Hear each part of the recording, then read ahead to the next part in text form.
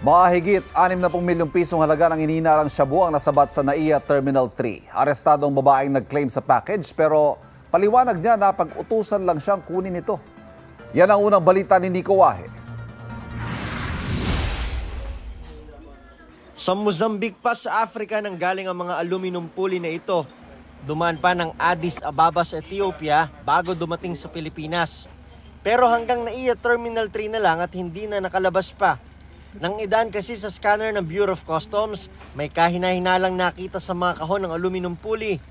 Subsequently, pina-K9 natin siya sa ating mga narcotics detection dog at nag-indicate ito. Sa loob ng bagahe, nabisto ang halos 10 kilo ng hinihinalang shabu na nakasiksik sa bawat aluminum pulley. Dineclare po siya sa mga spare parts. No? So, yun po, itinago po ito sa loob, no? Thinking po na hindi po ito makikita or maamoy ng ating mga K9 dogs natin. No? Inaresto ang isang Pinay na nag-claim ng package. Pero gate niya, inutusan lang siyang kunin ng mga ito ng kakilala niyang African. Hindi ko po alam na yan ang po ang laman. Pero lagi ko naman siya tinatanong kung saan yan, para saan yan. Hindi naman siya nagsasabi. Papakain ko sa kanya lahat yan. Promise po.